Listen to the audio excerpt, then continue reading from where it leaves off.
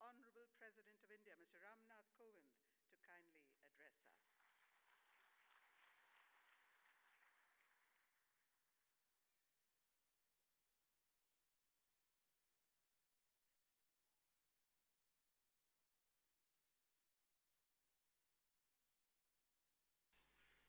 Chief Justice of India, Justice Sri Deepak Misra, Judges of the Supreme Court, Justice Sri Ranjan Gogoi, Justice Sri Madan B. Lokur, and Justice Sri Kurian Joseph, other judges, and former judges present here, Attorney General of India, Sri K.K. Venugopal, President, Supreme Court Advocates on Record Association, Sri Shivaji Jadhav, distinguished guests, ladies and gentlemen. I am happy to be here to inaugurate the national conference being organized by the Supreme Court Advocates on Record Association. As a former member of the legal fraternity and of this association, this is a homecoming for me.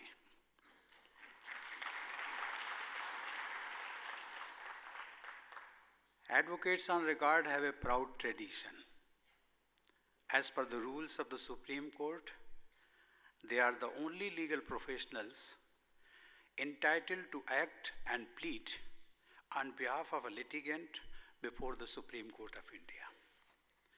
They attain this distinction by virtue of professional competence and passing an examination. In that sense, the Supreme Court Advocates on Record Association is taking forward a fine legacy of assisting the cause of justice in our country. This conference has two themes. The first is technology, training, and infrastructure key to speedy justice. And the second one, changing face of legal education in India.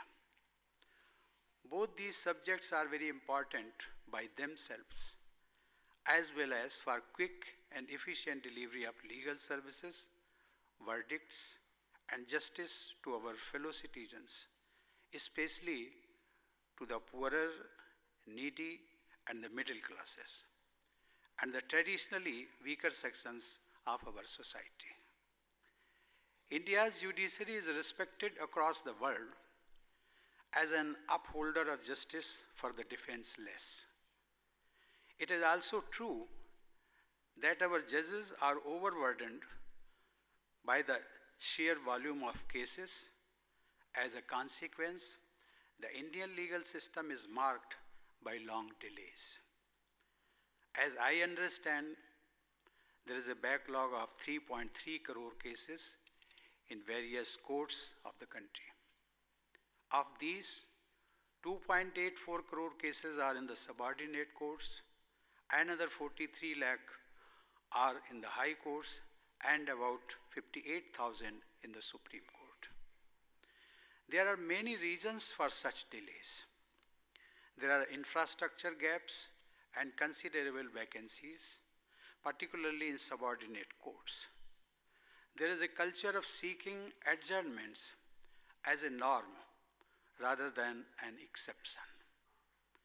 New thinking is gradually taking place on frequent adjournments.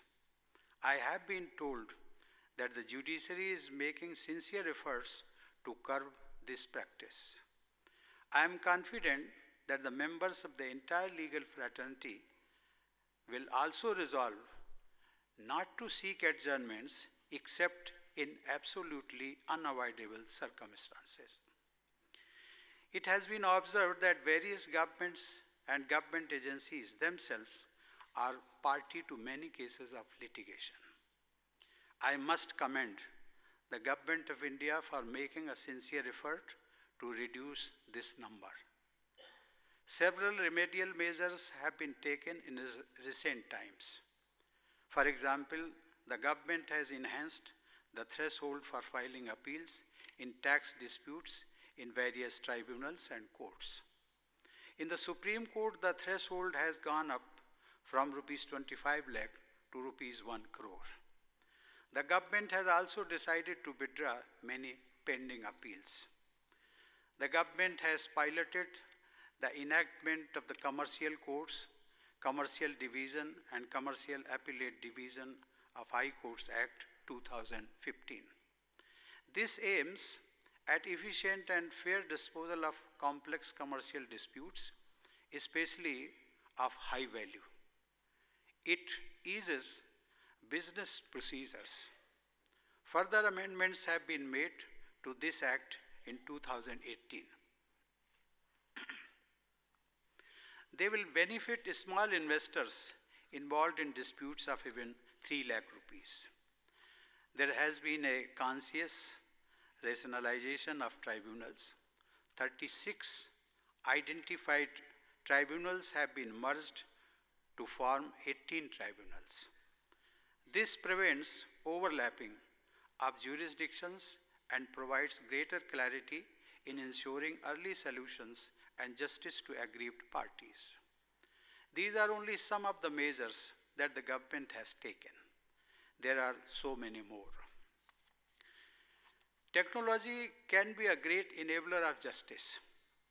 A start was made in 2016 with the opening of India's first e-court in the High Court of Hyderabad. Since then, the idea of e-courts has spread elsewhere. The setting up of such e-courts requires centralized electronic filing, digitalization of documents, adoption of a document management system, creation of e-filing and e-payment gateways, as well as the use of hardware and software in the disposal of cases. I am happy that this concept is gaining ground, and I appreciate the judiciary for taking a lead here. Innovations such as evening courts and family courts and the concerted efforts made in delivery of just speedy, fast-track judgments in cases of sexual crimes against women are also noteworthy. On the pathway of government's Digital India initiative, the Legal Information Management and Briefing System, that is LIMS, has been introduced as an online mechanism to monitor and streamline court cases and to reduce the government's own litigation. LIMS attempts to bring all stakeholders from ministries to advocates to claimants and others on the same platform. This will check delays and financial costs. So far, 2.6 lakh court cases have been placed on this platform. The digitalization of the Income Tax Appellate Tribunal and the online system for notary certificates too are worthy of appreciating. Ladies and gentlemen, the subject of legal education is linked closely to technology adoption and efficient justice delivery. Appropriate use of infrastructure calls for training of all those who are part of the system, be the judges, lawyers, or administrators. Strides have been made in improving training for judicial officers. Judicial academies have been set up in almost all states, complemented by the National Judicial Academy in Bhopal. The process of training advocates has a long history in our country and has evolved in response to the times.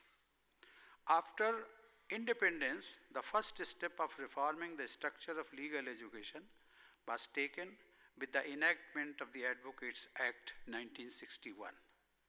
The Bar Council of India was established as the primary institution to supervise and conduct legal education in India. The second stage of reforms came in the mid-1980s. It was felt that a multidisciplinary and integrated approach was required to rounded legal education.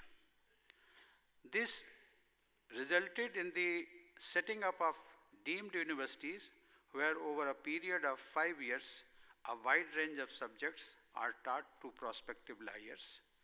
These are not limited to law, but also cover the social sciences and aspects of natural sciences. The establishment of the deemed universities anticipated the emerging legal landscape. Demands from our advocates and legal professionals have changed dramatically in recent decades. As the Indian economy has opened up, business and trade law and technology law have come to acquire a new salience and specialization. The study of these has added luster to our legal education. Now we need to raise the bar once more. The traditional law faculties in public universities provide the backbone of the legal fraternity in India. Their rejuvenation, including access to greater funding from private and innovative sources, should be a common endeavor.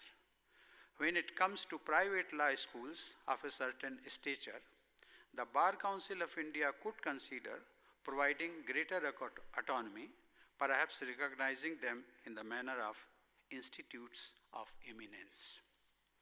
With those words, I once again wish this conference and its participants and wish the Supreme Court Advocates on Record Association all the very best.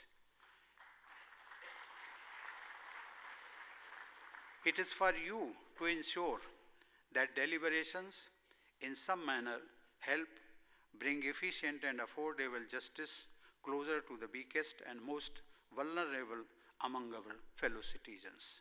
Let that be the test of your success. Thank you. Jai Hind.